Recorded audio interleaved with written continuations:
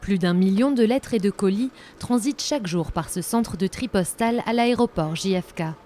Un balai incessant dans ce lieu devenu l'un des multiples fronts dans la lutte contre les drogues opiacées qui ravagent les États-Unis.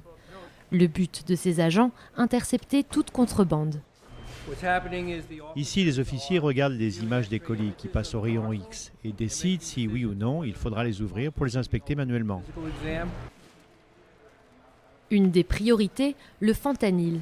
50 fois plus puissant que l'héroïne, cet opiacé de synthèse entraîne des dizaines de milliers d'overdoses mortelles aux États-Unis chaque année. Son commerce est en plein boom sur le dark web et il arrive pur ou mélangé à des pilules comme celle-ci.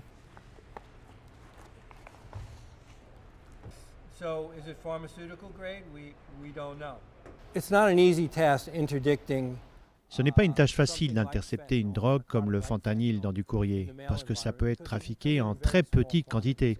Ce n'est pas comme avec l'héroïne ou la cocaïne, où on a affaire à des livraisons de 5, 10, 15 ou 20 kilos. Une de nos trouvailles les plus étonnantes, c'était une carte de vœux musicale. Vous savez, celles qui ont un petit mécanisme qui joue de la musique quand on les ouvre. On a trouvé tout juste 2, 3 ou 4 grammes dissimulés à l'intérieur de l'enveloppe, dans cette partie-là de la carte. Quelques grains suffisent pour être mortels. Il a donc fallu adapter les fouilles, comme avec ce spectromètre au laser. Il permet d'éviter d'entrer en contact avec une substance dangereuse. En cas d'accident, tout le personnel a été formé afin d'administrer la naloxone, antidote contre les overdoses aux opiacés. Le fentanyl est introduit sur le marché américain comme anesthésiant dans les années 60.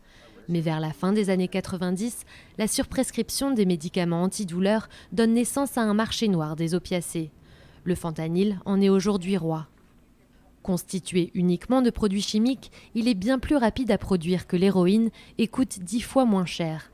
Tout ça, couplé à son effet euphorisant, a séduit les trafiquants.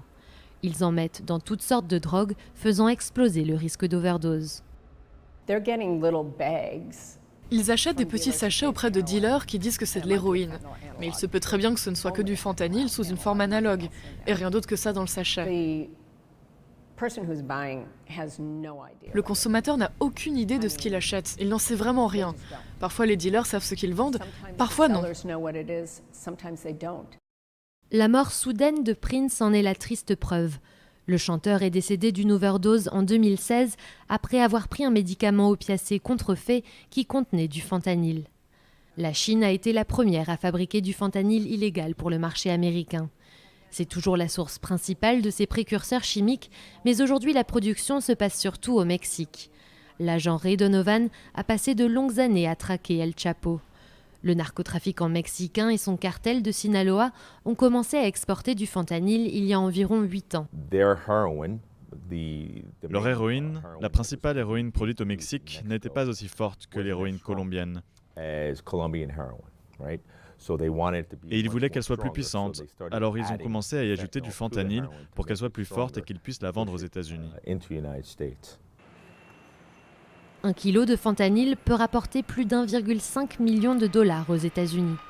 Selon les autorités, la drogue entre sur le territoire américain par les postes frontières, déjà coupés et prêts à être vendus.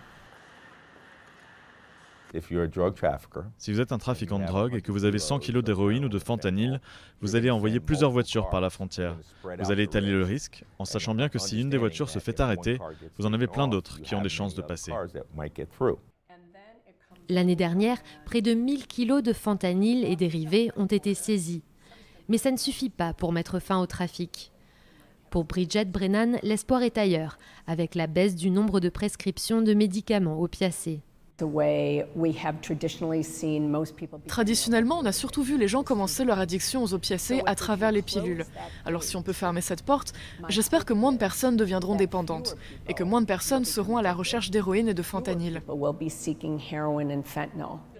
Le président Donald Trump a déclaré la crise des opiacés priorité de santé publique en octobre 2017. Sous pression, la Chine a désormais inscrit toutes les sortes de fentanyl sur une liste de substances contrôlées. Mais cette liste n'inclut pas tous ces composants chimiques qui continuent à faire leur chemin jusqu'à un marché américain très lucratif.